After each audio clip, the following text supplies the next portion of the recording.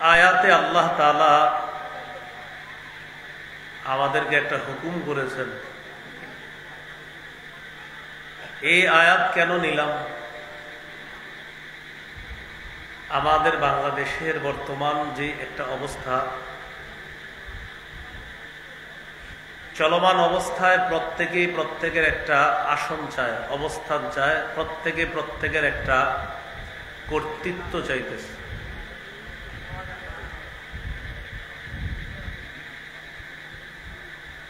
যারা রাজনীতি করে, বিএনপি,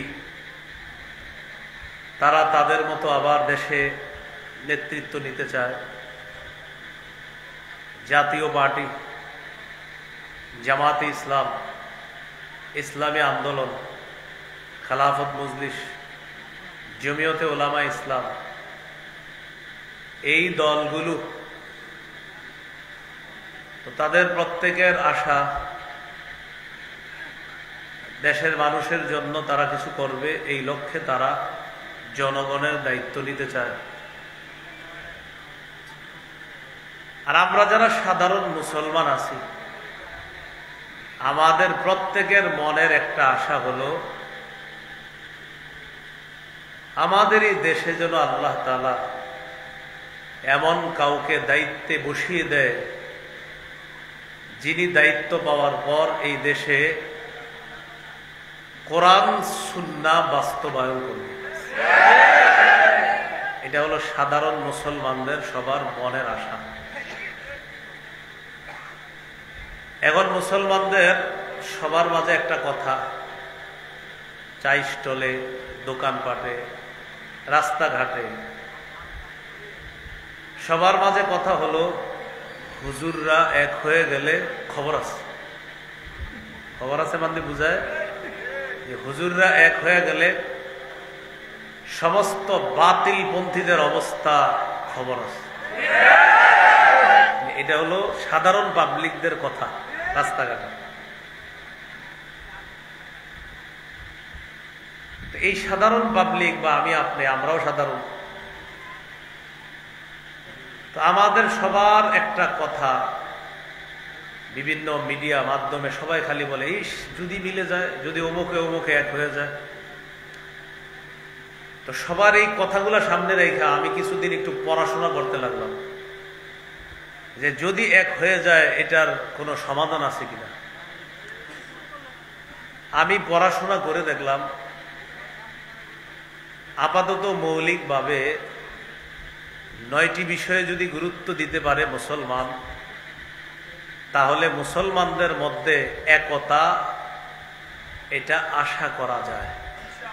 কয়টা বিষয়? এটা আমার পড়াশোনা, বাকি আরো বিজ্ঞ ওলামায়ে কেরাম আরো বেশি বলবে। তা আমার কাছে পড়াশোনা করে মনে হলো 9টা বিষয়ে গুরুত্ব দেওয়া দরকার, একতাবদ্ধভাবে যদি আমরা কিছু করতে চাই। 9টি বিষয় আমি সংক্ষেপে বলি, এরপর বিস্তারিত। 9টি বিষয় সংক্ষেপে মনে রাখেন। 1 নম্বর, প্রতিটি মুসলমান ইসলামে পরিপূর্ণভাবে অনুপ্রবেশ করতে হবে। 2 নম্বর, প্রত্যেকটা মুসলমানের এই মানসিকতা থাকা যে আমি আল্লাহর দ্বীনের সহযোগী হব। 3 নম্বর, ভাতৃপ্রেম বাড়াতে হবে, ভ্রাতৃত্বের সম্পর্ক বাড়াতে হবে। 4 নম্বর, ঝগড়া বিবাদ কমিয়ে আন্তরিকতা বাড়াতে হবে। 5 নম্বর, দুনিয়ার বিলাসিতা বর্জন করা। 6 নম্বর, অধিকার আদায়ের লড়াই অব্যাহত রাখা। 7 নম্বর, আল্লাহর কাছে প্রত্যেকে দোয়া করা, আল্লাহ একজন যোগ্য নেতা দরকার, এই যোগ্য নেতা আপনি বানায় দেন যার মৌলিক কাজ হবে 4টা, সেটা আমি আলোচনায় বলবো। 8 নম্বর, শুরা ব্যবস্থাকে গুরুত্ব দেওয়া। 9 নম্বর, শত্রুকে শত্রু ভাবা, তাকে বন্ধু ভাবার কোনো সুযোগ নাই, তার সাথে আপোষ করলেও শত্রু জেনে আপোষ করবে। এই হলো 9টা বিষয়। এটা হলো আমার ক্ষুদ্র পড়াশোনায় একতাবদ্ধ থাকার জন্য এই 9টি বিষয়ে মুসলমান গুরুত্ব দিতে হবে। এর মধ্যে 1 নম্বর, ইসলামে পরিপূর্ণভাবে প্রবেশ করা। সূরা বাকারার 208 নম্বর আয়াতে আল্লাহ তাআলা বলেন, ইয়া আইয়ুহাল্লাযীনা আমানু দুখুলু ফিস-সিলমি কাফা।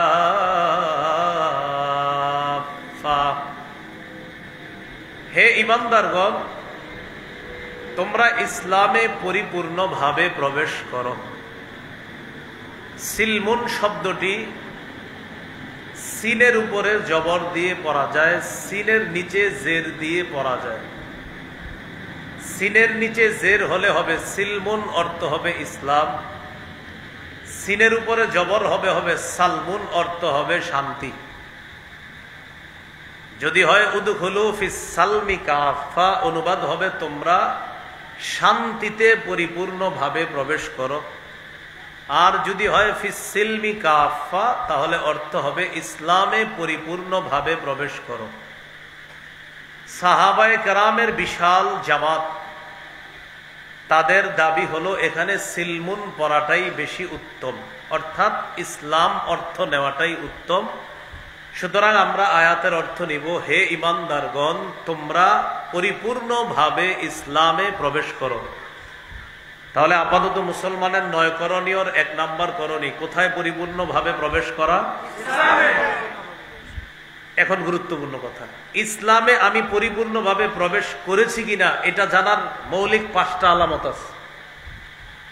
প্রথম হলো ইসলামে পরিপূর্ণভাবে প্রবেশ করা। তো মনে করেন করলাম, বলতেছি হুজুর জি জি আমি প্রবেশ করলাম। এখন আপনি ইসলামে পরিপূর্ণভাবে প্রবেশ করেছেন কিনা আপনার মধ্যে 5টা আলামত যদি দেখা যায়, তাহলে আশা করা যায় আপনি ইসলামে পরিপূর্ণভাবে প্রবেশের চেষ্টা চালাচ্ছেন। কয় আলামত? এই 5টা কিন্তু এই 9টার মধ্যে না। নয়া কথার প্রথম কথা ইসলামে পরিপূর্ণ প্রবেশ করা। আর আমি পরিপূর্ণ ইসলামে প্রবেশ করলাম কিনা, ইসলাম আমার মাঝে পূর্ণাঙ্গ আছে কিনা, এটা জানার জন্য মৌলিক কয়টা লক্ষণ দেখতে হবে? 5টা। বলেন আমার সাথে, আত্মসমর্পণ, ইখলাস, বিশুদ্ধ আকীদা, আখলাক, লেনদেন, এই 5টা। 1 নম্বর আত্মসমর্পণ করা আল্লাহর কাছে। 2 নম্বর ইখলাসের সাথে প্রতিটি ইবাদত করা। 3 নম্বর বিশুদ্ধ আকীদা রাখা। 4 নম্বর উত্তম চরিত্রের অধিকারী হওয়া। 5 নম্বর লেনদেন স্বচ্ছ থাকা। এই 5টির মধ্যে প্রথম লক্ষণ হলো আল্লাহর কাছে আত্মসমর্পণ করা। সূরা মুমিন বা সূরা গাফিরের 66 নম্বর আয়াতে আল্লাহ তাআলা বলেন, কুল ইন্নী নুহিতু আন আ'বুদাল্লাযীনা তাদউনা মিন দুনিল্লাহ লাম্মা জাআনিয়াল বায়্যিনাতু মির রাব্বি ওয়া উমিরতু আন উসলিমা লিরাব্বিল আলামিন। আল্লাহ তাআলা নবীকে বলেন, হাবিব আপনি বলেন, ইন্নী নুহিতু আন আ'বুদাল্লাযীনা তাদউনা মিন দুনিল্লাহ, তোমরা আল্লাহ ছাড়া যাদেরকে ডাকো তাদের ইবাদত করতে আমাকে নিষেধ করা হয়েছে। তোমরা আল্লাহ ছাড়া যাদেরকে ডাকো তাদের ইবাদত করতে আমি নবীকে নিষেধ করা হয়েছে। লাম্মা জাআনিয়াল বায়্যিনাতু মির রাব্বি, আমার রবের পক্ষ থেকে যখন স্পষ্ট প্রমাণ আদি এসে গিয়েছে, তখন আমার সামনে স্পষ্ট হয়ে গেছে আমার রব তিনি সত্য, তিনি ইলাহ, তিনি খালেক, তিনি রাজ্জাক। আমাকে নিষেধ করা হয়েছে তোমরা যাদেরকে আল্লাহর পরিবর্তে ডাকো আমি তাদের যেন ইবাদত না করি, তাদের ইবাদত করতে আমাকে নিষেধ করা হয়েছে। আর আদেশ করা হয়েছে কি, ওয়া উমিরতু আন উসলিমা লিরাব্বিল আলামিন, আমাকে আদেশ করা হয়েছে আমি যেন বিশ্ব জগতের রব আল্লাহর কাছে আত্মসমর্পণ করি। এটা নবীজিকে বললেন। সূরা বাকারার 131 নম্বর আয়াতে আল্লাহ তাআলা বলেন, ইয ক্বালা লাহু রাব্বুহু আসলিম ক্বালা আসলামতু লিরাব্বিল আলামিন।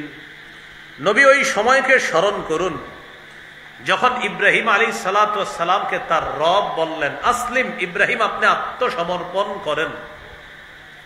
ক্বালা আসলামতু লিরাব্বিল আলামিন। ইব্রাহিম নবী জবাব দিলেন সাথে সাথে, আমি বিশ্ব জগতের রব আল্লাহর কাছে আত্মসমর্পণ করলাম। এবার আমার সাথে সবাই বলেন, আত্মসমর্পণকারীকে মুসলিম বলে, মুসলিমকে আত্মসমর্পণকারী বলে। ইব্রাহিম নবী বলেন, আত্মসমর্পণকারী পিতা হিসাবে সন্তানদের ধর্মের নাম রেখেছে ইসলাম, আর তাদের নাম রেখেছে মুসলিম। ইব্রাহিম নবী আমাদের জাতির পিতা, তিনি আত্মসমর্পণকারী। আল্লাহ বলছে আত্মসমর্পণ করেন, তিনি বললেন করলাম। সূরা হজের ৭৮ নম্বর আয়াতে আল্লাহ তাআলা বলেন, মিল্লাতা আবিকুম ইব্রাহিম হুয়া সাম্মাকুমুল মুসলিমিন। ইব্রাহিম আলাইহিস সালাতু ওয়াস সালাম তোমাদের নাম রাখছে মুসলিম, তোমরা আত্মসমর্পণকারী জাতি, এই নামে তোমাদেরকে তোমাদের পিতা ইব্রাহিম নবী অভিহিত করেছেন। সুবহানাল্লাহ। তাহলে আমরা আত্মসমর্পণকারী জাতি মানি আমরা মুসলিম, আমরা মুসলিম মানি আমরা আত্মসমর্পণকারী জাতি।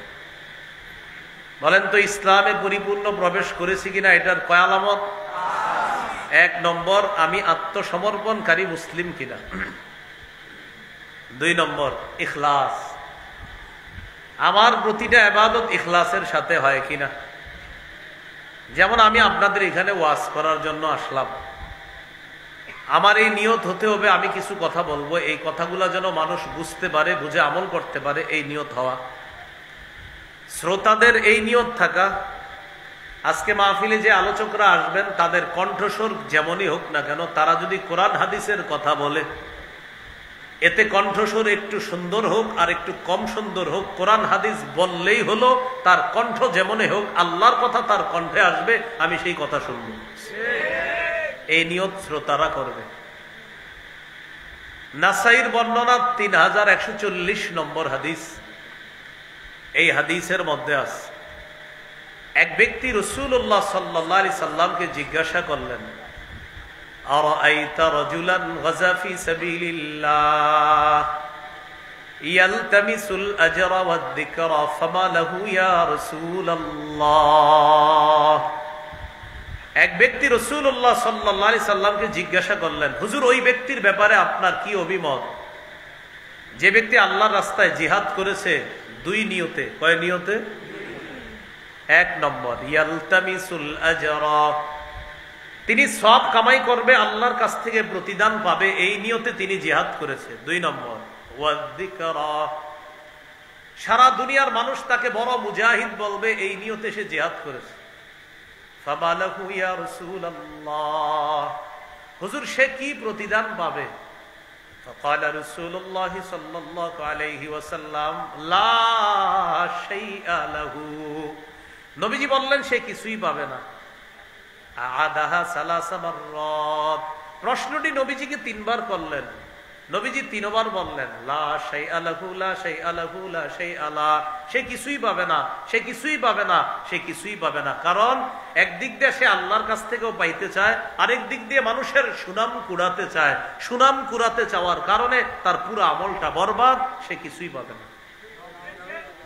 হাদিসের শেষে নবীজি বলেন, ইন্নাল্লাহা লা ইয়াকবালু মিনাল আমালি ইল্লা মা কানা লাহু খালিসা ওয়াবতুগিয়া বিহি ওয়াজহুহু, আল্লাহ ততক্ষণ পর্যন্ত বান্দার আমল কবুল করেন না যতক্ষণ এই আমলটা ইখলাসের সাথে না হবে এবং আল্লাহকে খুশি করার জন্য না হবে, ততক্ষণ পর্যন্ত বান্দার এই আমল আল্লাহ কবুল করেন না। আল্লাহ আমাদের সকলকে প্রতিটা আমল ইখলাসের সাথে যেন করতে পারি তৌফিক দান করেন। আল্লাহ তাআলা বলেন, কুল ইন্নী উমিরতু আন আ'বুদাল্লাহা মুখলিসাল লাহুদ্দিন। সূরা জুমারের 11 নম্বর আয়াতে আল্লাহ বলেন, নবী আপনি বলেন, উমিরতু আন আ'বুদাল্লাহা মুখলিসাল লাহুদ্দিন, নবী আপনি বলেন আমাকে আদেশ করা হয়েছে আমি যেন দ্বীনকে খাঁটি করে আল্লাহর জন্য ইবাদত করি, অর্থাৎ আমি ইখলাসের সাথে যেন প্রতিটা ইবাদত করি। এই ব্যাপারে আমাকে আদেশ করা হয়েছে। আচ্ছা, আমরা পরিপূর্ণ ইসলামে প্রবেশ করেছি কিনা? কয় আলামত? 1 নম্বর আত্মসমর্পণ, 2 নম্বর ইখলাস, 3 নম্বর বিশুদ্ধ আকীদা। বলেন আমার সাথে, আকীদায় শিরিক থাকা যাবে না, বেদাত থাকা যাবে না।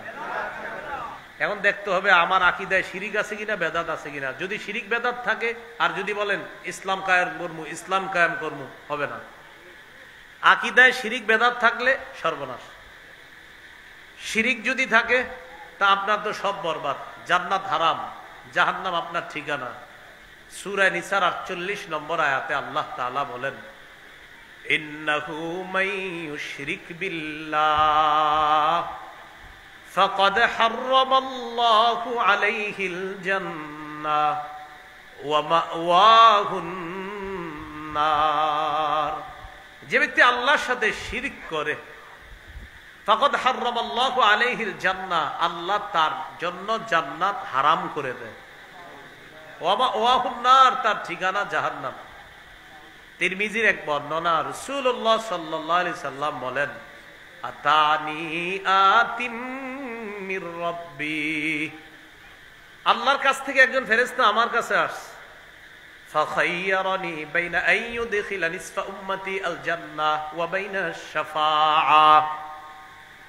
আমার কাছে এক ফেরেশতা এসে বলে, ইয়া রাসূলুল্লাহ, আপনার কাছে 2টা বিষয় নিয়ে আসছি, 2টার যে কোনো একটা আপনি গ্রহণ করতে পারেন। 1 নম্বর, আপনি চাইলে আপনার উম্মতের অর্ধেক জান্নাতে নিয়ে যেতে পারবেন।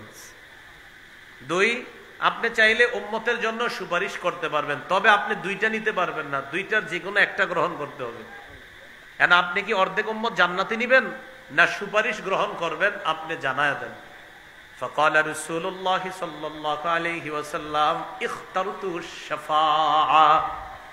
রাসূলুল্লাহ সাল্লাল্লাহু আলাইহি সাল্লাম বললেন, আমার অর্ধেক উম্মত জান্নাতে গেলে বাকিদের কি অবস্থা হবে? তাই আমি বুদ্ধি করে সুপারিশটাই গ্রহণ করলাম। আমি ততক্ষণ সুপারিশ করতেই থাকবো যতক্ষণ আমার উম্মতকে জান্নাতে নিতে পারবো। তবে সবাই বলেন, তবে সুপারিশ শুধু তাদের জন্য হবে যারা শিরিক করবে না। শিরিক যারা করবে না, এই সুপারিশ তাদের জন্য হবে। রাসূল সাল্লাল্লাহু আলাইহি সাল্লাম বলেছেন, ওয়াহিয়া লিমান লা ইউশরিকু বিল্লাহি শাইআ, এই সুপারিশ তাদের জন্য হবে যারা শিরিক করবে না। তাহলে আকীদা বিশুদ্ধ হওয়া, আকীদায় শিরিক রাখা যাবে না, বেদাত রাখা যাবে না। শিরিক মুক্ত আকীদা নিয়ে যেন কবরে যেতে পারি, আল্লাহ তৌফিক দান করেন। আমিন। সহিহ বুখারীর বর্ণনা 6861 নম্বর হাদিস। এই হাদিসের বর্ণনাকারী আব্দুল্লাহ ইবনে মাসউদ রাদিয়াল্লাহু তাআলা তিনি বলেন, قال رجل يا رسول الله أي الذنب أكبر عند الله। এক ব্যক্তি রাসূলুল্লাহ সাল্লাল্লাহু আলাইহি সাল্লামের কাছে জানতে চাইলেন, হুজুর আল্লাহর কাছে সবচেয়ে বড় পাপ কোনটি? فقال رسول الله صلى الله عليه وسلم أن تدعو لله ندا وهو خلقك। আল্লাহ তোমাকে সৃষ্টি করেছেন, এই আল্লাহর সাথে অন্য কাউকে সমকক্ষ হিসাবে ডাকা, এটা হলো সবচেয়ে বড় পাপ। ক্বালা সুম্মা আইয়ুন ইয়া রাসূলুল্লাহ, প্রশ্ন করলেন এরপর সবচেয়ে বড় পাপ কোনটি? ফাকালা রাসূলুল্লাহ সাল্লাল্লাহু আলাইহি ওয়াসাল্লাম আন তাকতুলা ওয়ালাদাকা মাখাফাতা আন ইয়াতআমা মাআক। এরপর সবচেয়ে বড় অপরাধ তুমি তোমার সন্তানকে এই ভয়ে হত্যা করা যে সন্তান তোমার খাদ্যে অংশগ্রহণ করবে, এই ভয়ে সন্তানকে হত্যা করা। সন্তান প্লেটে খাবে এই ভয়ে সন্তানকে হত্যা করা। এরকম হত্যাকাণ্ড এই এলাকায় ঘটে না, কিন্তু পৃথিবীতে ঘটে। এলাকা না ঘটলেও কোথায় ঘটে বলেন? পৃথিবীতে। কিভাবে ঘটে? এক সন্তান নেওয়ার পর 10 বছর আর সন্তান হয় না, 5 বছর সন্তান হয় না। কেন? কয় কে খাওয়াবে? তো এই জাতীয় মানসিকতা তো এইদিকে নাই, আমি ভাবছি নাই। তো এই যে এক সন্তান হয়, হওয়ার পরে আবার লম্বা সময় 5 বছর 7 বছর সন্তান হয় না। কেন হয় না? কে খাওয়াবে? আল্লাহ তাআলা বলেন, ওয়ালা তাকতুলু আওলাদাকুম খাশিয়াতা ইমলাক। সূরা বনী ইসরাঈলের 32 নম্বর আয়াত আল্লাহ তাআলা বলেন, ওয়ালা তাকতুলু আওলাদাকুম খাশিয়াতা ইমলাক। সূরা বনী ইসরাঈলের 33, 34 এই আয়াতগুলা, 32, 33, 34 আয়াতগুলাতে অনেকগুলা নিষেধাজ্ঞা আছে। এর মধ্যে একটা লা তাকতুলু আওলাদাকুম খাশিয়াতা ইমলাক, দারিদ্রতার ভয়ে তোমাদের সন্তানকে তোমরা হত্যা করো না। এখন বলেন এই যে অনেক মানুষ আমার সন্তান নেয় না কেন, কই কে খাওয়াবে? আল্লাহ তাআলা বলেন নাহনু নারযুকুকুম ওয়া ইয়্যাহুম, আর ৭ পারায় বলছে নাহনু নারযুকুকুম ওয়া ইয়্যাহুম, তোমাদেরকেও আমি খাওয়াই তাদেরকেও আমি খাওয়াই। বলেন বাপরে কে খাওয়ায়? সন্তানকে কে খাওয়াবে? তো এক জায়গায় বলছে নাহনু নারযুকুহুম ওয়া ইয়্যাকুম, সন্তানদেরকেও আমি রিজিক দেই তোমাদেরকেও আমি রিজিক দেই। আরেক জায়গায় বলছে নাহনু নারযুকুকুম, তোমরা যারা বাবা তোমাদেরকেও আমি রিজিক দেই, ওয়া ইয়্যাহুম, সন্তানদেরকেও আমি রিজিক দেই। ক্বালা সুম্মা আইয়ুন ইয়া রাসূলুল্লাহ, হুজুর এরপর সবচেয়ে বড় পাপ কোনটি? ক্বালা আন তুজানি হালিলাতা জারিকা, তুমি তোমার প্রতিবেশীর স্ত্রীর সাথে ব্যভিচার করা। এরপর সবচেয়ে বড় পাপ প্রতিবেশীর স্ত্রীর সাথে ব্যভিচার করা। প্রতিবেশীর স্ত্রী এলাকায় আমানত, তার দিকে খারাপ দৃষ্টি না দেওয়া প্রতিটা মুসলমান যুবক, ছোট বড় সবার দায়িত্ব কর্তব্য। এই এলাকার একটা অন্যের স্ত্রী, তার দিকে যেন কেউ খারাপ দৃষ্টি না দেয়, এটা ছিল এলাকাবাসীর দায়িত্ব কর্তব্য। কিন্তু স্বামীর অনুপস্থিতিতে ছলে বলে কৌশলে ফুসলি একটা নারীর সাথে আপনি অপকর্মে লিপ্ত হলেন, আর সে যদি প্রতিবেশী হয়, রাসূলুল্লাহ সাল্লাল্লাহু আলাইহি সাল্লাম বলেন কিয়ামতের ময়দানে দাগি দাগি অপরাধীদের মধ্যে তাকেও দাঁড় করানো হবে। নাউজুবিল্লাহ। তো এর মধ্যে ১ নাম্বার শিরিক করা, মুশরিক সবচেয়ে বড় দাগি, প্রধান আসামি হিসাবে দাঁড় করানো হবে কিয়ামতের মাঠে। আল্লাহ শিরকি কথা, কর্ম, আকীদা থেকে আমাদেরকে হেফাজত করেন। তাহলে আমরা শিরিক করব না, শিরকি কথা বলবো না, শিরকি আকীদা রাখবো না। এরপরে আরেকটা হলো বেদাত। কি বলেন তো? বেদাত। এখন আবার বেদাত কিভাবে করে মানুষ, মানে করে বেদাত। ইমাম সাহেব যখন বলে ভাই এটা বেদাত, তখন ইমাম সাহেবকে বলে হুজুর করলে তো মজা লাগে, একটা হিট আসে মনের মধ্যে, এটা করলে কি আসে? করে বেদাত। কিন্তু হুজুর যখন বলে, খতিব সাহেব বুঝায় ভাই এটা বেদাত, হুজুর এটা করলে তো একটা হিট আসে। কই কেমন হিট আসে? কই এটা করলে একটা আবেগ কাজ করে, শরীরে একটা হিট আসে, একটা মায়া আসে, একটা মহব্বত আসে, এরপর চোখের পানি আসে, করে বেদাত। তো এই যাদের চোখের পানি এসে যায় বেদাতগিরি করার পরেও, তারা একটা বর্ণনা শুনেন। ইমাম মালিক রহমতুল্লাহি আলাইহি বলেন মান ইবতাদা ফিল ইসলামি বিদআতান ইয়ারাহা হাসানা ফাকাদ জাআমা আন্না মুহাম্মাদান খানার রিসালাহ। যে ব্যক্তি বেদাতি কর্মকাণ্ড করে আর এটাকে যদি সে উত্তম মনে করে, ভালো মনে করে, কোন ব্যক্তি একটা বেদাতি কাজ করলো আর এটাকে যদি সে ভালো মনে করে, সে কেমন যেন আল্লাহ রসুলের দায়িত্ব পালনের উপরে সে অভিযোগ তুলে বলতে চায় যে নবী মুহাম্মদ সাল্লাল্লাহু আলাইহি সাল্লাম তার নবুয়তের দায়িত্ব পালনে ত্রুটি করে রেখেছে। এই জন্য উনি আসছে এটারে পূর্ণ করতে। কেউ যদি বেদাতকে মনে করে আমি একটা ভালো কাজ করছি, ইমাম মালিক বলেন সে কেমন যেন এই দাবি করতে চায় যে মুহাম্মদ সাল্লাল্লাহু আলাইহি সাল্লাম তার দায়িত্ব পরিপূর্ণ করে রেখে যেতে পারে নাই, তাই হযরতে আসছে এটা নতুন করে পরিপূর্ণ করতে। এই কথা বইলা লাখ লাখ মানুষের সামনে বলে কি বলেন ঠিক কিনা? তো জনগণ কয় হ্যাঁ ঠিক। মানে এই জাতীয় বেদাতি সাপ্লাই দেয় মাইকে বৈশা, আর জনগণকে বলে কি বলেন ঠিক কিনা? তো সবাই কয় ঠিক। কয় বেদাতি কথা। আর বলে কি কয় অমুকরা বলে এটার নাকি দলিল লাগে, তো সবাই সামনে যারা এদেরকে বলে বলেন এসবের কি দলিল লাগে? তো সামনে যারা থাকে হেরাও কয় না। তো উনি আবার বলে ঠিক কিনা? তো সবাই কয় ঠিক। বেদাত কথা বলে, বেদাত কাজ করে, আর দেখবেন আমাদের মতো কারো কারো নাম নিয়ে গালিও দিয়ে হতে পারে, দিতে পারে। তো এরকম দিয়ে বলে কি বলেন এগুলাতে কি দলিল লাগে? অমুকে খালি দলিল দেয়, এগুলাতে কি দলিল লাগে? এটা বইলা সে বেদাত সাপ্লাই দেয় আর বুঝাইতে চায় যে এই বেদাতটা এটা কোনো সমস্যা না। ইমাম মালিক বলেন তুমি আল্লাহ রসুলের দায়িত্বের উপরে তুমি অভিযোগ তুললা যারা এই জাতীয় বেদাতগিরি করে। আল্লাহ আমাদেরকে হেফাজত করেন। বেদাতি কর্মকাণ্ডের ব্যাপারে রাসূলুল্লাহ সাল্লাল্লাহু আলাইহি সাল্লাম হাদিস থেকে আমাদেরকে বেদাত শিখিয়ে দেয়। সহিহ বুখারীর 2697 নম্বর হাদিস। হাদিসের বর্ণনাকারী আম্মাজান আয়েশা সিদ্দিকা রাদিয়াল্লাহু তাআলা আনহা। রাসূলুল্লাহ সাল্লাল্লাহু আলাইহি ওয়াসাল্লাম বলেন মান আহদাসা ফি আমরিনা হাযা মা লাইসা ফিহি ফাহুয়া রাদ্দুন। সবাই আমার সাথে বলেন যে ব্যক্তি আমাদের শরীয়তের মধ্যে ইবাদতের নামে সওয়াবের আশায় নতুন কোনো কিছু আবিষ্কার করে, এটা বেদাত। এটা প্রত্যাখ্যান করা হবে। তাহলে ইবাদতের নামে সওয়াবের আশায় নতুন কিছু আবিষ্কার করার নাম কি?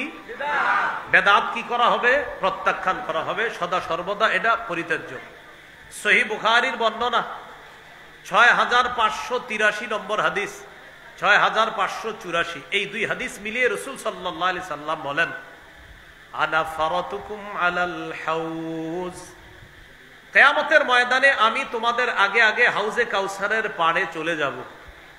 মান মাররা আলাইয়া শারিবা ওয়া মান শারিবা লাম ইয়াজমা আবাদা। নবীজি সাল্লাল্লাহু আলাইহি সাল্লাম বলেন, যে ব্যক্তি আমার সামনে দিয়ে অতিক্রম করবে সে কাউসারের পানি পান করবে, আর যে পানি পান করবে সে আর কখনো পিপাসার্ত হবে না। লা ইয়ারিদান্না আলাইয়া আকওয়াম ইয়ারিফুনি ওয়া আ'রিফুহুম ওয়া ফি রিওয়ায়াতিন আ'রিফুহুম ওয়া ইয়ারিফুনানি। নবী বলেন, আমার সামনে একদল মানুষ আসবে, তাদেরকে আমি চিনবো, তারাও আমাকে চিনবে। নিয়ম অনুযায়ী আমি তাদেরকে পানি পান করাবো। হঠাৎ আমি তাকায় দেখবো, ইউহালু বাইনি ওয়া বাইনাহুম, আমার মাঝে আর তাদের মাঝে প্রতিবন্ধকতা সৃষ্টি করা হয়। আকুলু ইয়া রাব্বি ইন্নাহুম মিন্নি, আমি বলবো, আল্লাহ তারা তো আমার উম্মত। আল্লাহর পক্ষ থেকে বলা হবে, ইন্নাকা লা তাদরি মা আহদাসু বা'দাক, হাবিব আপনি জানেন না, আপনি দুনিয়া থেকে চলে আসার পর এরা ইসলামের মধ্যে নতুন নতুন কত কিছু আবিষ্কার করছে, এটা আপনি জানেন না। আজকে আপনি এদেরকে কাউসারের পানি পান করাতে পারেন না। যেই নবী একটু আগে কাউসার পান করাইতে চায় সেই নবী বলবেন, সুহকান সুহকান লিমান গায়্যারা বাদি, আমার পরে যারা ইসলামকে শরীয়তের পরিবর্তন করে ফেলেছে, আমার সামনে থেকে দূর হও, দূর হও, আমি তোমাদের চেহারাও দেখতে চাই না। বলি নাউজুবিল্লাহ। এবার আমার সাথে বলেন, যে বেদাত করে, যে কোনো বেদাতিকে আশ্রয় দেয়, উভয়ের উপর আল্লাহর অভিশাপ, ফেরেশতাদের অভিশাপ, সকল মানুষের অভিশাপ। অনেক মানুষ কি করে, নিজে বেদাতি কর্মকাণ্ড করে, অথবা অন্য কোনো বেদাতির জন্য 2 কাঠা জমিন দিয়ে দেয়, 3 কাঠা জমিন দিয়ে দেয়। হুজুর আপনি এই জায়গায় একটা খানকা বানান, খানকা বানানোর পর যত বেদাত আছে সাপ্লাই করবেন। তো উনি মাশাআল্লাহ একটা বেদাতের আখড়া বানায়, আখড়া বানায় লাল টাল কিছু কাপড় টাপড় লাগাবে। আর বেদাতের প্রথম শর্ত হলো এই জাতীয় কিছু লাল টাল ঝিকমিক ইত্যাদি লাগাইতে হবে। তো এগুলা লাগানো মানে লাল দেখলেই একদল অনুসারী আর এরা বুঝে, হ্যাঁ হ্যাঁ এনে আমগো লোক, কয় এরকম কি বলে, কয় এনে আমগো লোক, মানে বুঝায় এনে যে আছে হে হলো আমাদের লোক, আমাদের লোক মানে ওইটা বুঝে আর কি। তো এরকম একটা কিছু করে। এখন দেখবেন আমার এই কথা শুনে অনেকে বলবে, মনে হয় আমাদেরকে বলছে, তো আপনারা করলে আপনাদের কি বলছি, মানে মনে মনে বলবে কি, এটা মনে হয় আমারে বলছে, তো আপনি বেদাতগিরি করলে তো আপনারই বলছে। এক আজীব মস্তিষ্ক সভা, বুঝছেন? দেখবেন চায়ের দোকানে গিয়ে দেখেন বলতেছে, হুজুর এটা নিশ্চিত আমারে কইছে। জি ভাই, বেদাতগিরি আপনি করলে আপনারই বলছি।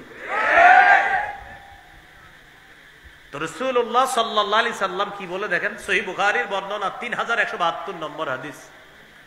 ক্বালা রাসূলুল্লাহ সাল্লাল্লাহু আলাইহি ওয়াসাল্লাম, মান আহদাসা ফিহা হাদাসান আও আওয়া মুহদিসা ফাআলাইহি লানাতুল্লাহ ওয়াল মালাইকাতি ওয়ান নাসি আজমাইন। যে ব্যক্তি নিজে বেদাতি কর্মকাণ্ড করে, যে ব্যক্তি কোন বেদাতিকে আশ্রয় প্রশ্রয় দেয়, তার উপর আল্লাহর অভিশাপ, ফেরেশতাদের অভিশাপ, সকল মানুষের অভিশাপ।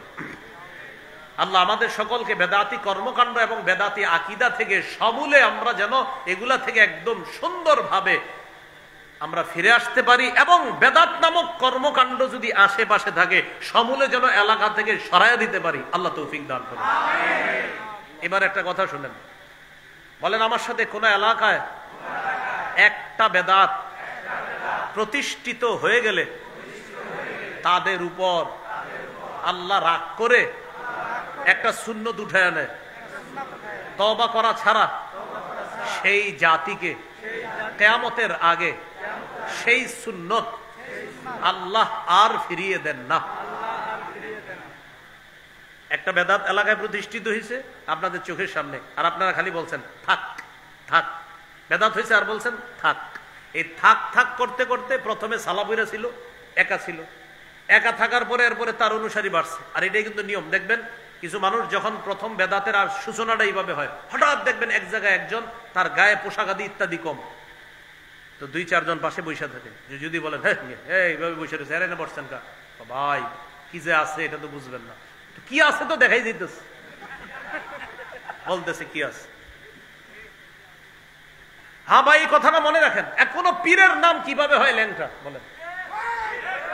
আমি পীরের বিরোধিতা না, কিন্তু ল্যাংটা পীর এই মানে এই নামটা এটা তো একটা মাথায়ও লাগা, এটা তো শরমেরও ব্যাপার। যে আপনি কি বললেন ছোটবেলা আপনার বাচ্চা ল্যাংটা কারা হয়? বাচ্চারা না। একটা পীরের নাম আপনি দিয়ে দিলেন ল্যাংটা। মানে আচ্ছা আপনি শরীয়ত ঠিক আছে, শরীয়ত আপনাদের কি বলে সেটা পরে বলি, আপনার আকলরে জিজ্ঞাসা করেন আপনি নামটা দিলেন কিভাবে? কি কয় পীর, কয় কি পীর, কয় ল্যাংটা পীর। এটা তো অসুস্থ মস্তিষ্ক ছাড়া এটা সম্ভব না। এবং একদল মানুষ এটারে আপনার বলতে কি যে আছে জানেন না, তো নামের মধ্যেই তো বোঝা যাইতেছে কি আছে। রাসূলুল্লাহ সাল্লাল্লাহু আলাইহি সাল্লাম বলেন, এলাকায় একটা বেদাত প্রতিষ্ঠিত হয়ে গেলে ওই এলাকা থেকে একটা সুন্নত আল্লাহ উঠায় নেয়, এই জাতির উপরে আল্লাহ রাগ করে তাদেরকে সেই সুন্নত ফিরায় দেয় না। আমি এই হাদিসটা নিয়ে চিন্তা করি আর চিন্তা করি, মেসওয়াক করা সুন্নত সবাই জানি। আম্মা জানা আয়েশা সিদ্দিকা বলেন, নবী ঘর থেকে যখন বের হতেন সর্বশেষ মেসওয়াক করতেন। ঘরে ঢুকে সমস্ত কাজের প্রথমে সর্বপ্রথম নবী মেসওয়াক করতেন। ঘর থেকে বের হতেন সর্বশেষ কাজ মেসওয়াক, ঘরে ঢুকতেন সর্বপ্রথম কাজ নবীর মেসওয়াক। নবীজি বলেন, জিবরিল আমিন আমাকে এত বেশি মেসওয়াক করতে বলছে, আমি টেনশনে পড়ে গেলাম, না জানি আমার দাঁতগুলো ভেঙে ফেলতে হয় মেসওয়াক করতে করতে, এত বেশি মেসওয়াক করতাম। আব্দুল্লাহ ইবনে ওমর রাদিয়াল্লাহু তাআলা আনহুমা বিছানায় মেসওয়াক রেখে দিতেন, ঘুম ভাঙতো মেসওয়াক করতেন, আবার ঘুমায় গেছে মেসওয়াক পাশে রাখা, আবার ঘুম ভাঙছে আবার মেসওয়াক করছে, আবার এইভাবে রাখা, আবার ঘুম ভাঙছে আবার মেসওয়াক করছে। আরে আপনি এত মেসওয়াক করেন কেন? কয় হাবিবের হাদিস থেকে বুঝছি মেসওয়াকের গুরুত্ব কত। তো এই সুন্নতটা আমরা সবাই জানি, কিন্তু পালন করতেছি না কেন? ওই আমার আপনার চোখের সামনে বেদাত হচ্ছে, বাধা দিচ্ছি না, আল্লাহ রাগান্বিত হয়ে আমাদেরকে তৌফিক দিচ্ছে না মেসওয়াক করার। অসংখ্য অগণিত সুন্নত করতে পারি কিন্তু করতেছি না। আপনি দেখবেন অসংখ্য মানুষ এই খানার শুরুতে বিসমিল্লাহ বলা, আপনার অটোমেটিক ভাবে আমরা বিসমিল্লাহ বলতেছি না, অথচ সবাই জানি বিসমিল্লাহ বলা সুন্নাহ, কিন্তু এরপরেও বিসমিল্লাহ বলতে ভুলে যাচ্ছি কেন? আল্লাহ রাগ করে, সামনে বেদাত হচ্ছে, রাগান্বিত হয়ে এই সুন্নাহের তৌফিক দিচ্ছে না। তো বলছিলাম এলাকায় বেদাত প্রতিষ্ঠিত হয়ে গেলে এটা সবাই মিলে প্রতিহত করা দায়িত্ব কর্তব্য। বলেন ইনশাআল্লাহ। এলাকায় বেদাত প্রতিষ্ঠিত হতে দিয়েন না। قال رسول الله صلى الله عليه وسلم ما ابتدع قوم في دينهم بدعة إلا نزع الله من سنتهم سنة ثم لا يعيدها إليهم إلى يوم القيامة। সুনানে দারিমি হাদিসের কিতাব 54 নম্বর হাদিস। রাসূলুল্লাহ সাল্লাল্লাহু আলাইহি সাল্লাম বলেন, কোন জাতি যখন তাদের ধর্মের মধ্যে একটা বেদাত আবিষ্কার করে, আর এই বেদাত যদি এলাকায় প্রতিষ্ঠিত হয়ে যায়, আল্লাহ সেই জাতি থেকে একটা সুন্নত ছিনায় নেয়, কিয়ামতের আগে ওই জাতিকে সেই সুন্নত আর আল্লাহ ফিরায় দেয় না। আল্লাহ আমাদেরকে হেফাজত করেন। তাহলে প্রিয় ভাইয়ারা বলেন আমার সাথে সবাই, শিরকি আকীদা রাখবো না,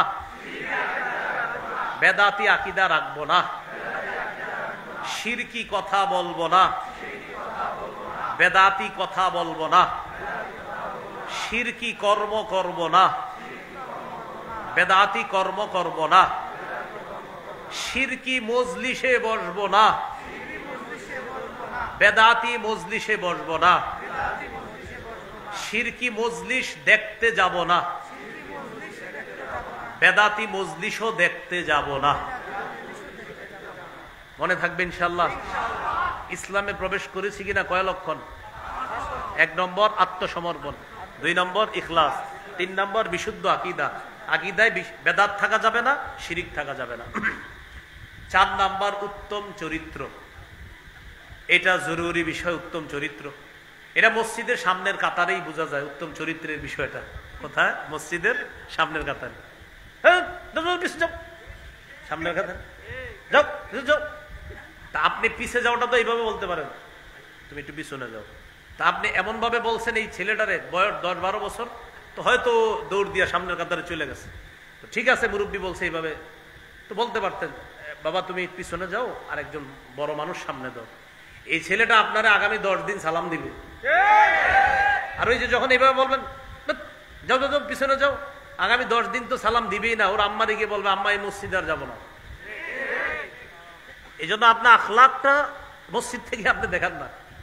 এরপরে মসজিদে খুতবা চলতেছে, মাশাআল্লাহ, খতিব সাহেব ভাষণ দিয়ে খুতবা দিতেছে, মুসল্লিরা একদম মনোযোগ সহকারে খুতবা শুনতেছে। ইতিমধ্যে এলাকার এক হোমলা চোমলা নেতা আইসা সবার ঘাট ডিঙায় সামনে যাইতেছে। এটা কোন ধরনের আখলাক দেখাইলেন আপনি? হ্যাঁ,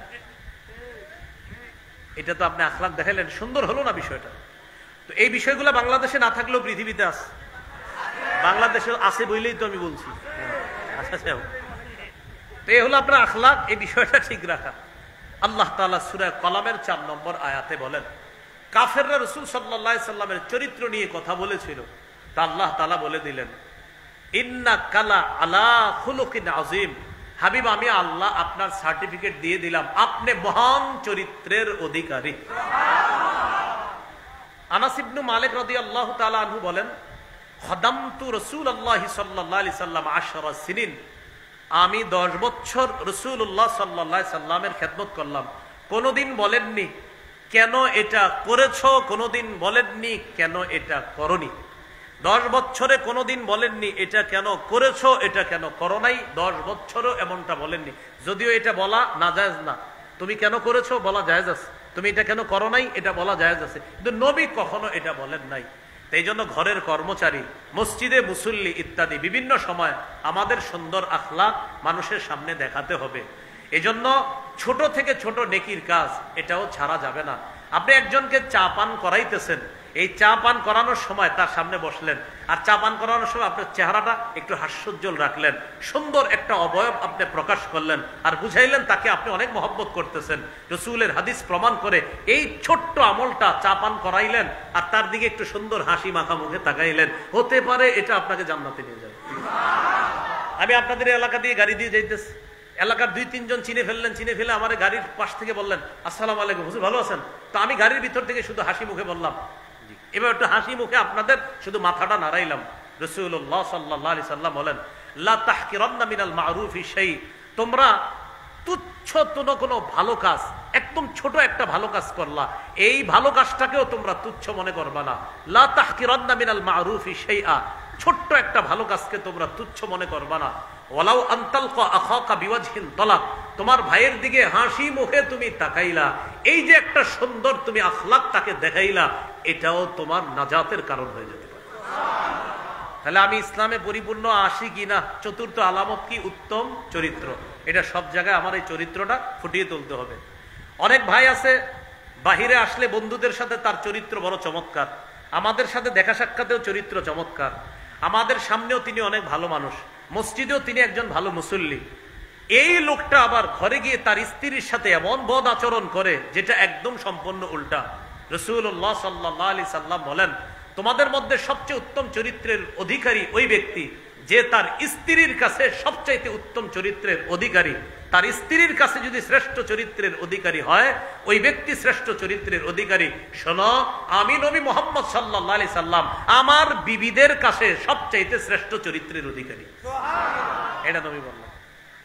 এগুলো 4 নম্বর। 5 নম্বর বলেন লেনদেনে স্বচ্ছ থাকা। এটা একটা জরুরি বিষয়, লেনদেনে স্বচ্ছ থাকা। এই বিষয়টা ওই আপনি বাজার সদাই করেন, মুআমালাত মুআশারাত, এই বিষয়গুলা স্বচ্ছ রাখা। কারোর সাথে আপনি ঋণ নিলেন, বললেন 7 দিন পরে দিয়ে দিব, তো এইগুলা ওয়াদাগুলা ঠিক রাখা, এই লেনদেনগুলা স্বচ্ছ থাকা। তাহলে বলেন তো বর্তমানে আমাদের করণীয় কয়টা? না, করণীয় কয়টা? 9টা। 1 নম্বর কোথায় প্রবেশ করা? পরিপূর্ণ প্রবেশ করেছি কিনা? কয় আলামত? 5 আলামত। আল্লাহ আমাদের সকলকে এই 5টি আলামত গ্রহণ করে ইসলামে পরিপূর্ণ ভাবে প্রবেশ করার তৌফিক দান করেন। 2 নম্বর মনে আছে কারো? না, 2 নম্বর করণীয় আল্লাহর দ্বীনের সহযোগী হওয়া। আল্লাহর দ্বীনের সহযোগী, 9 কাজের দ্বিতীয় কাজ আল্লাহর দ্বীনের সহযোগী হওয়া। আল্লাহ তাআলা সূরা মুহাম্মদের 7 নম্বর আয়াতে বলেন, ইন তানসুরুল্লাহ, যদি তোমরা আল্লাহকে সাহায্য করো, মানে আল্লাহর দ্বীনকে সাহায্য করো, ইয়ানসুরকুম, আল্লাহ তোমাদেরকে সাহায্য করবেন। মনে রাখবেন, আল্লাহর একটা অলঙ্ঘনীয় মূলনীতি হলো আল্লাহর দ্বীনের সহযোগিতা যারাই করবে আল্লাহ তাদেরকে সাহায্য করবে।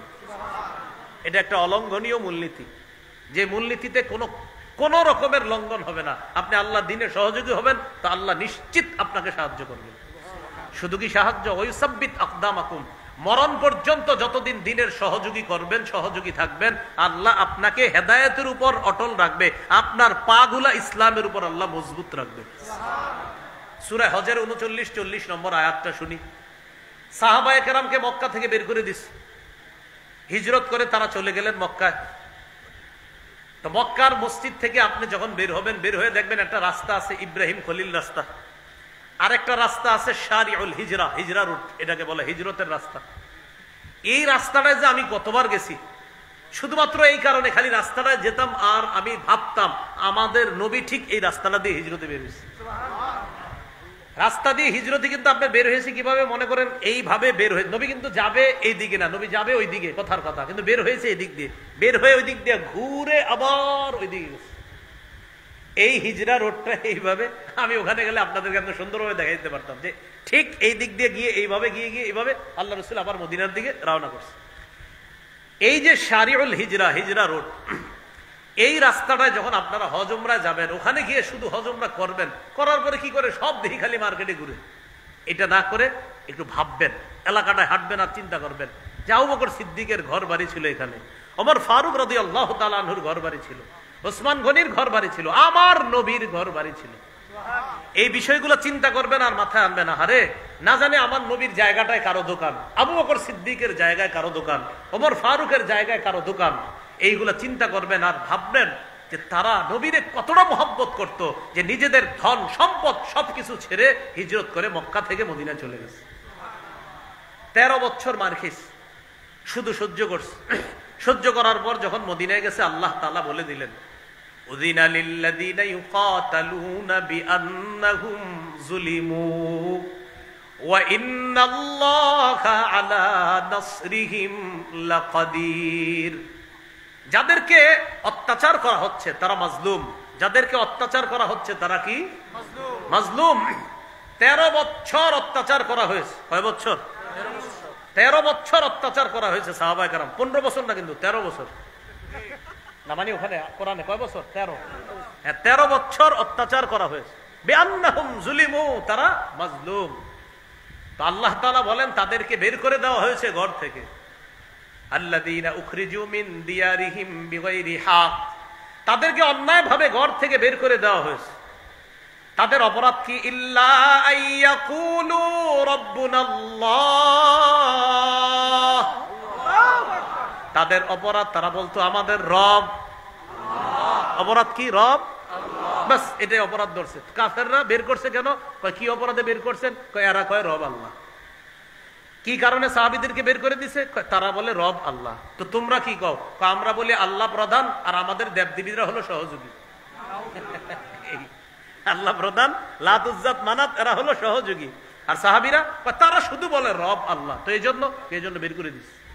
তা আল্লাহ বলেন 13 বছর সহ্য করছে। উজিনা, এবার জিহাদের অনুমতি দেওয়া হয়েছে। কিসের অনুমতি দেওয়া হলো? এরপরে 40 নম্বর আয়াতে আল্লাহর অলঙ্ঘনীয় সেই মূলনীতিটা আল্লাহ বলে দিচ্ছেন, ওয়ালা ইয়ানসুরান্নাল্লাহু মাইয়ানসুরুহ, যে ব্যক্তি আল্লাহকে সাহায্য করবে, আল্লাহ দ্বীনের সহযোগী হবে, তারা সংখ্যায় যদি 313 হয়, অবশ্যই আল্লাহ তাদেরকে সাহায্য করবে। সংখ্যায় যদি কম হয়, আল্লাহ তাদেরকে কি করবেন? সাহায্য করবেন। হ্যাঁ, এটা হলো আল্লাহর অলঙ্ঘনীয় বিধান। প্রিয় ভাইরা, সংখ্যায় যদি কম হন, আল্লাহর দ্বীনের সহযোগী হন, আল্লাহর ওয়াদা, আমি আল্লাহ তোমাদেরকে সাহায্য করব। তাহলে কি শিখলাম আমরা? আল্লাহর দ্বীনের সহযোগী হওয়া, এটা হলো বর্তমান পরিস্থিতিতে আমরা মুসলমানদের দ্বিতীয় কাজ। 3 নম্বর কাজ বলেন, ভাতৃপ্রেম বাড়িয়ে দেওয়া, ভাতৃত্বের সম্পর্ক বাড়ানো। কে মাযহাবি, কে লামাযহাবি, কে ওয়াহাবি, কে সুন্নি, আপাতত এই বিষয়টা বাদ দিয়ে সবাই এক হয়ে যেতে হবে। ঠিক শোনেন, কিছুদিন পরে আবার না হয় আমরা শুরু করলাম যে ভাই শোনো, এবার হাত কোথায় বানবা, কদিন পরে শুরু করি। কখন? আগে আমাদের গোড়াটা মজবুত করে নি। মজবুত করার পরে এরপর না হয় হইলো কি, যে তুমিও মুসলমান আমিও মুসলমান, এবার আসো, কি বলো, হাত কই বানবেন এটা নিয়ে কথা হবে। তো চলেন এবার কথা বলি। তো আগে কি? আগে চলো আমরা ইসলামটা একটু মজবুত করে নেই, এরপরে আমরা কথা বলবো, সমস্যা নেই। তো এটা হলো আমার একটা প্রাণের দাবি, মনের দাবি। আপাতত এই ইয়াটা কিছুদিন অফ রেখে আপাতত মুসলমান সবাই ভ্রাতৃত্বের সম্পর্কটা বাড়া, যদি মুসলমানরা খালি আপনার কিছুদিনের জন্য এক হয়ে যায়, আর কোনো মতে যদি নির্বাচনটা হয়ে যায়, মুসলমানদের এদেশে ইসলাম ঠেকানোর সামর্থ্য কারণে মনে রাখবেন।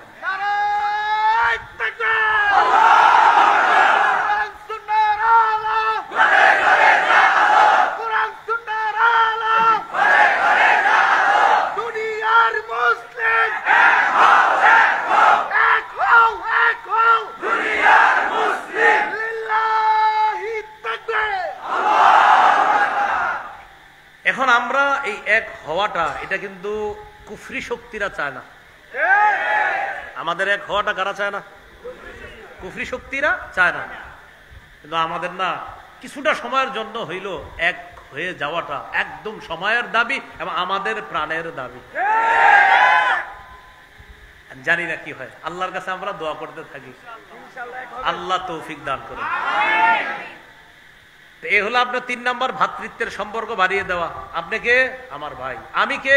আপনার ভাই। আপনারা কে? আমার ভাই। আমি কে? আপনাদের ভাই। আপাতত এই পরিচয়টা কিছুদিন এক হয়ে যাওয়া। এটা আল্লাহ সূরা হুজুরাতের 10 নম্বর আয়াতে বলেন, ইন্নামাল মুমিনুনা ইখওয়াহ, মুমিনরা পরস্পর ভাই ভাই। মুমিনরা পরস্পর কি? ভাই ভাই। এবার একটা হাদিস বলি, হাদিসের অনুবাদটা আমরা সবাই করব। সহিহ মুসলিমের বর্ণনা 6000 না লাগবে না, সহিহ মুসলিমের বর্ণনা 6435 নম্বর হাদিস। এই হাদিসের মধ্যে আসছে রাসূলুল্লাহ সাল্লাল্লাহু আলাইহি সাল্লাম বলেন, লা তাহাসাদু ওয়ালা তানাজাশু ওয়ালা তাবাগাদু ওয়ালা তাদাবারু ওয়ালা ইয়াবি'বাদুকুম আলা বাই'i বাদিন। বলেন সবাই, তোমরা পরস্পর হিংসা করো না, তোমরা পরস্পর ঝগড়া করো না, পরস্পর বিদ্বেষ পোষণ করো না, একে অপরের ক্ষতি করার জন্য আড়ালে শত্রুতা করো না। একজনের ক্রয় বিক্রয় চলাকালীন আরেকজন ক্রয় বিক্রয় করবা না। এটা হলো কেমন? ভাই মাছ কত? 200 টাকা। 195 দেই না ভাই, 200 দিলে নিব। তো ঠিক আছে 200 টাকা দেন, তাহলে চুক্তি হয়ে গেল 200। পাশে দিয়ে একজন দেখে মাছটা খুব সুন্দর, আমি 220 টাকা দিব, এটা নিষেধ, এই কাজটা নিষেধ। তাহলে নবী আমাদেরকে নিষেধ করলেন, হিংসা করো না, পরস্পর বিদ্বেষ পোষণ করবা না, একে অপরের ক্ষতি করার জন্য আড়ালে শত্রুতা করবা না। তো আমরা নবীজির কাছে জানতে চাই, হাবিব তা আমরা কি করব? নবীজি বলে দিলেন, কুনু ইবাদাল্লাহি ইখওয়ানা। বলেন, হে আল্লাহর বান্দারা, তোমরা পরস্পর ভাই ভাই হয়ে যাও। তাহলে আমাদেরকে কি হয়ে যেতে বলছে? তাহলে আপাতত হিংসা, বিদ্বেষ, পরশ্রীকাতরতা, লোভ লালসা ইত্যাদি এটা বাদ দিয়ে আপাতত কে কার সাথে বহস তর্ক ইত্যাদি কিছুদিন আমরা রাখি। আপাতত আমরা এক হই যে আমরা মুসলমান, যে কোনো মূল্যে এদেশে ইসলাম চাই। আমাদের মনের দাবি, প্রাণের দাবি। আল্লাহ কবুল করেন। কত গেল? 3। 4 নাম্বার, ঝগড়া বিবাদ কমায়া আন্তরিকতা বাড়ানো। ঝগড়া বিবাদ কমিয়ে আন্তরিকতা বাড়ানো। এটা কিভাবে করা যায়? এটা করা যায় কিভাবে? আমার সাথে ওনার ঝগড়া, আমাদের দুইজনকে বেশি একসাথে বসাইতে হবে।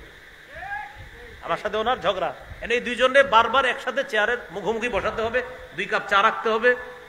কথার কথা আর কি, আপনারা আরো কিছু রাখেন। তো এরকম দুইজনকে বসায়া কথা বলাইতে হবে। আমি এটা বিশ্বাস করি, আমরা দূরে থেকে যে একজন আরেকজনের যতই বিরোধিতা করি, সামনে বসায়া দেন, দেখবেন আমাদের মতো আপন কেউ নেই। এই ঝগড়া কমায় আন্তরিকতা বাড়াতে হবে।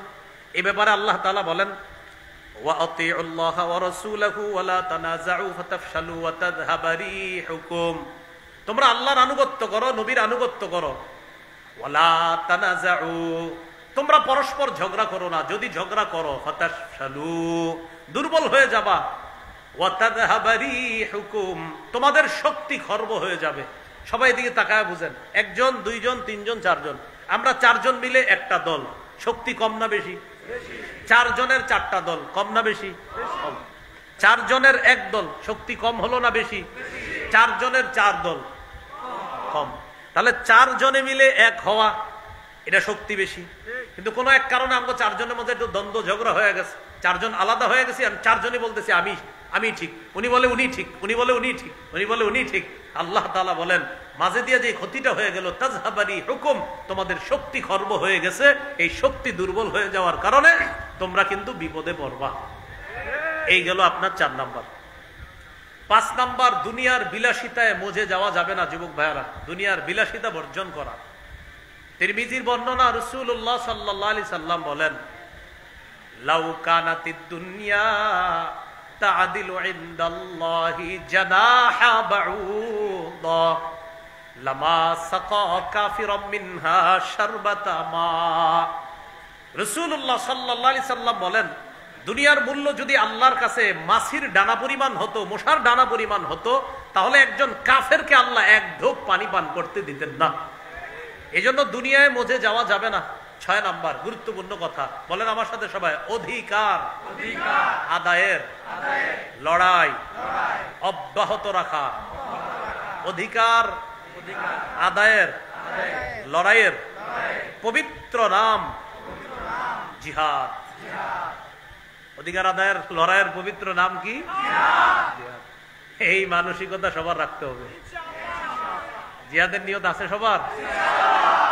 কার কার আছে?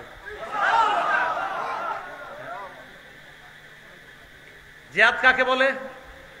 সন্ত্রাসী কর্মকাণ্ড নির্মূল করার শ্রেষ্ঠ কোনো মেডিসিন যদি প্রয়োগ করতে চান তো জিহাদ প্রয়োগ করতে হবে। আবু জাহেল মার্কা সন্ত্রাসী যারা আছে, এই আবু জাহেল মার্কা সন্ত্রাস, উতবা, সাইবা, ওয়ালিদ ইবনে মুগীরা, নমরুদ, হামান, কারুন মার্কা সন্ত্রাসীদেরকে দুনিয়া থেকে মূলোৎপাটন করার একমাত্র শ্রেষ্ঠ উপায় জিহাদ। তাহলে জিহাদ আর সন্ত্রাস এক না আলাদা? বলেন, জিহাদ আর সন্ত্রাস এক না আলাদা? বলেন সবাই, সন্ত্রাসী কর্মকাণ্ড নির্মূল করার শ্রেষ্ঠ একটা পবিত্র পদ্ধতি জিহাদ। তাহলে আমরা এটা প্রত্যেককে, এই আজকে ওয়াজে শুনছেন এমন না, এখানে অনেকে আছেন, এই বিষয়টা পার্সোনালি প্রত্যেকে বলবেন যে ভাই শোনো, সন্ত্রাস আর জিহাদ এক না। সন্ত্রাস অপবিত্র, জিহাদ পবিত্র। সন্ত্রাস অপবিত্র, জিহাদ পবিত্র। এটা ঘরে ঘরে আপনার পৌঁছাইতে হবে। চা দোকানের সামনে আরেক মুসলমানদের আপনি বলতে হবে, ভাইয়া সন্ত্রাস অপবিত্র, জিহাদ পবিত্র। আবু জাহেল সন্ত্রাসী, হামান সন্ত্রাসী, কারুন, ফেরাউন, নমরুদ সন্ত্রাসী, ইব্রাহিম নবী মুজাহিদ, মুহাম্মদ সাল্লাল্লাহু আলাইহি সাল্লাম মুজাহিদ। এইভাবে আমরা মানুষকে বুঝাতে হবে। বলেন ইনশাআল্লাহ। قال رسول الله صلى الله عليه وسلم عليكم بالجهاد في سبيل الله فإنه باب من أبواب الجنة। রাসূলুল্লাহ সাল্লাল্লাহু আলাইহি সাল্লাম বলেন, তোমরা আল্লাহর রাস্তায় লড়াই, জিহাদ অব্যাহত রাখো। জিহাদ জান্নাতের দরজাসমূহের একটা দরজা, এটা হলো জিহাদ। এটার নাম কি বলেন তো? জিহাদ। তাকান আমার দিকে, সবাই তাকান, আমি পানি পান করার জন্য আপনি দেখেন। বিসমিল্লাহ কয়বার? বিসমিল্লাহ কয়বার? 2 বার। এবার হাদিস শুনেন। قال رسول الله صلى الله عليه وسلم من قاتل في سبيل الله فوق ناقة وجبت له الجنة।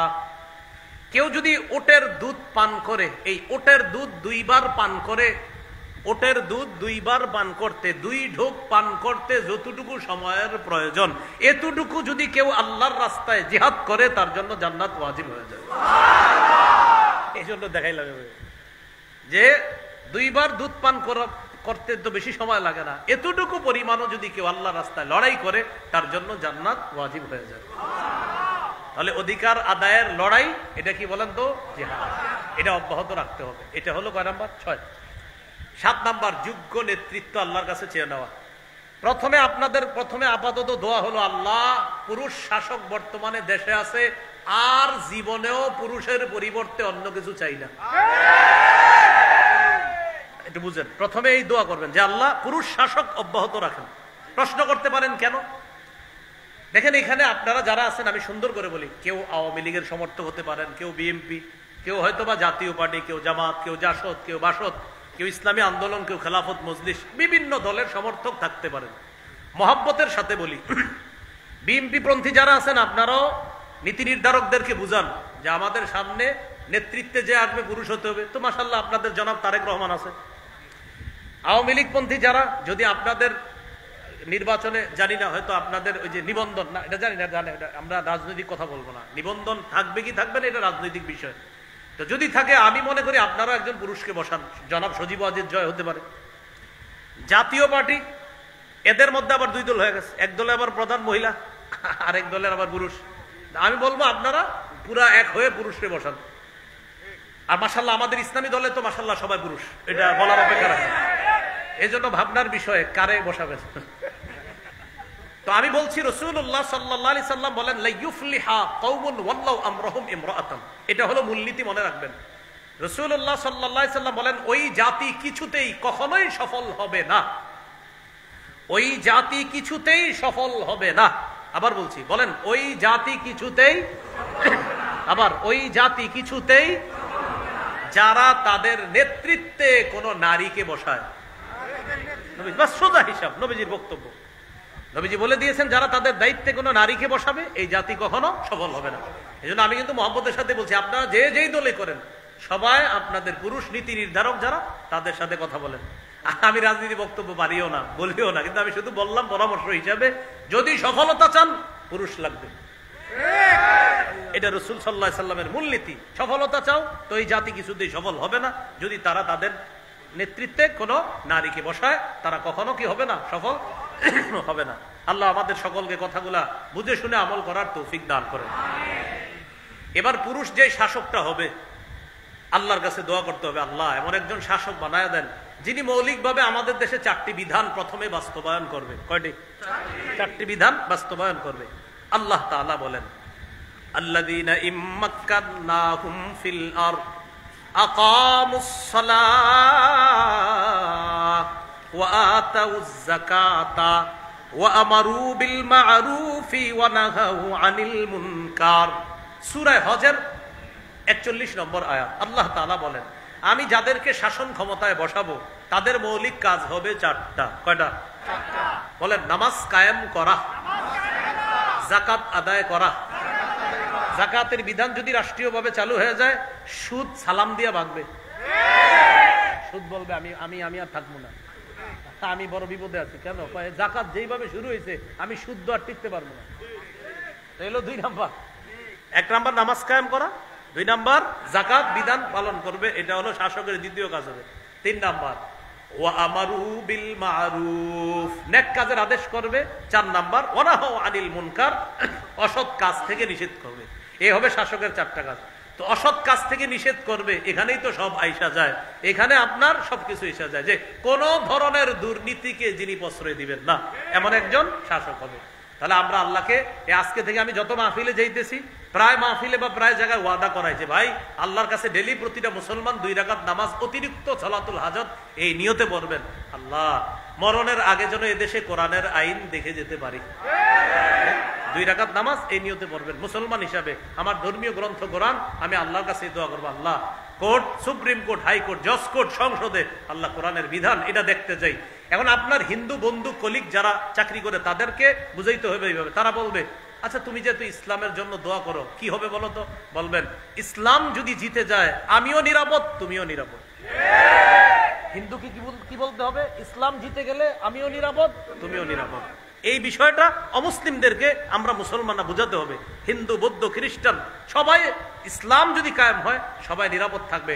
যার প্রমাণ বন্যায় অসংখ্য অগণিত মুসলিম মসজিদ মাদ্রাসায় আসবেন। আল্লাহ কথাগুলো বুঝার তৌফিক দান করেন। এগুলো 7 নম্বর। 8 নম্বর শুরা ব্যবস্থা। শুরা ব্যবস্থা, পরামর্শ করে কাজ করা, এটা খুব জরুরি। যেমন উপদেষ্টা মন্ডলী এখন যারা, তারা দেখা যাইতেছে মাসে মাসে ওই রাজনৈতিক দলগুলোর সাথে পরামর্শ করে, এটা একটা ভালো দিক। তারা যে পরামর্শ করে এটা কিন্তু ভালো দিক। পরামর্শে অনেক কিছুর সমাধান আসে, এই পরামর্শ এটা জরুরি। বাকি পরামর্শ শুরা ব্যবস্থা এটা ইসলামী একটা শুরা ব্যবস্থা। এই বিষয়ে কথা বলা দরকার সবাই, যে শুরা জিনিসটা কি। খতিব সাহেবরা জিজ্ঞাসা করবেন শুরা জিনিস কি, এই বিষয়গুলো বেশি বেশি আলোচনা হওয়া দরকার, এগুলো বোঝা দরকার। আল্লাহ তাআলা বলেন ওয়াশাবিরহুম ফিল আমর, নবী আপনি তাদের সাথে যে কোনো বিষয়ে পরামর্শ করেন। পরামর্শ করার পর ফাইদা আযামতা, আপনি যখন দৃঢ় প্রতিজ্ঞা করে ফেলবেন, ফাতাওয়াক্কাল আলাল্লাহ, তখন আল্লাহর উপর ভরসা করবেন। তাহলে 8 নাম্বার শুরা ব্যবস্থা, এটা জোরদার করা। আর এই বিষয়গুলো আমরা খুব গুরুত্ব সহকারে নেওয়া। শুধু দাওয়াতে তাবলীগের সাথী ভাইরা পরামর্শ করে, মাশওয়ারা করে, মাশওয়ারার কাজটা সুন্নতটা ঘরে ঘরে চালু করতে হবে। আপনারা পারিবারিক মিটিং গুলো করেন না, মিটিং এর নাম দিবেন মিটিং না, বলবেন সুরা, মাসওয়ারা। মাসওয়ারা দিবেন, যে ঘরে বলবেন আজকে আমাদের পারিবারিক মাসওয়ারা আছে।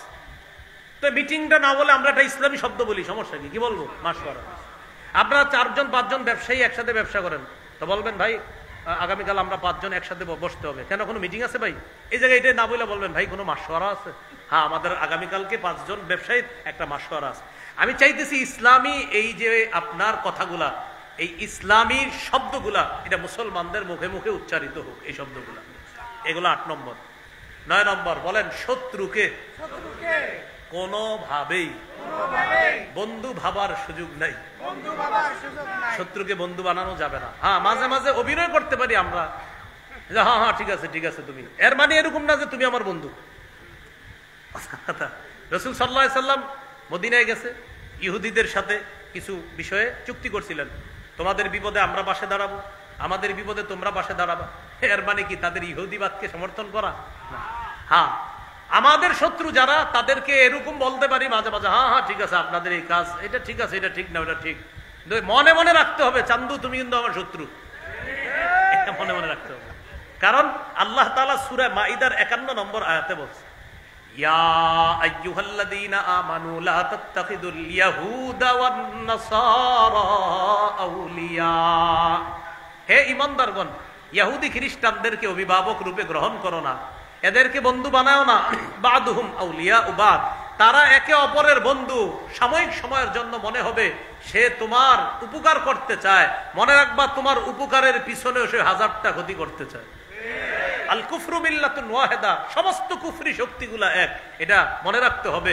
কুফরি শক্তি যদি এক হতে পারে, আমরা সব মুসলমানরা কেন এক হতে পারবো না? এই হলো 9 নম্বর কথা, যে শত্রুকে বন্ধু হিসাবে গ্রহণ করা যাবে না, শত্রুকে শত্রু মনে করতে হবে। বলেন তো আমরা এদেশে ইনশাআল্লাহ ইসলামী মূল্যবোধে ইসলাম কিভাবে সামনের দিকে এগিয়ে নেওয়া যায়, এজন্য আপাতত আমাদের মৌলিক কয়টা কাজ করতে হবে?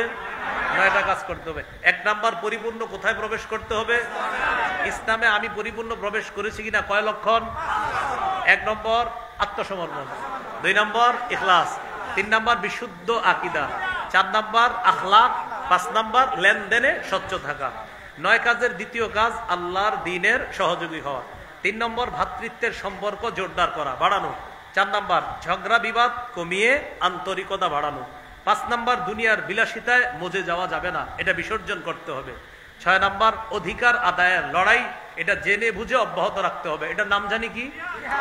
7 নম্বর যোগ্য নেতৃত্ব আল্লাহর কাছে চেয়ে নেওয়া। বলেন তো কোন নেতৃত্বে কখনোই সফলতা হবে না? হ্যাঁ, এটা মাথায় রাখতে হবে। এটা হলো আপনার 7 নম্বর। 8 নম্বর সুরা ব্যবস্থা। 9 নম্বর আমরা শত্রুকে শত্রুই ভাবতে হবে, বন্ধু ভাবার সুযোগ নাই। শত্রু যদি কখনো বন্ধুত্বের হাত বাড়ায়, সেখানে মনে মনে শত্রু রেখেই তার সাথে আমাদের কোনো কথা হতে পারে, বন্ধু ভাবার কোনো সুযোগ নাই।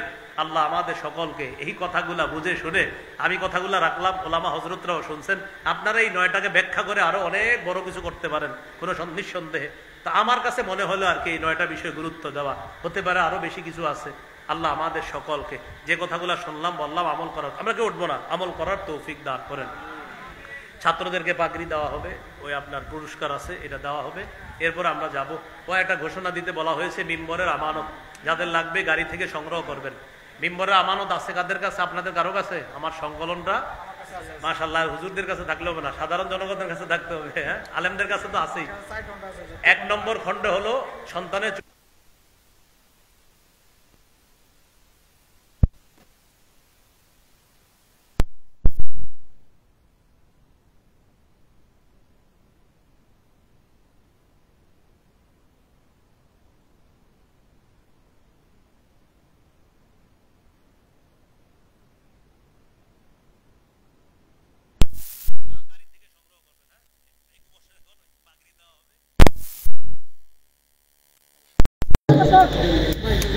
আল্লাহ রাব্বুল আলামিন, মহান আল্লাহ সুবহানাহু ওয়া তাআলা আজকের মাহফিলে আমরা যে আলোচনা শুনলাম কোরআন ও সুন্নাত, তা আমল করার তৌফিক দান করে সকলে বলছি আমিন।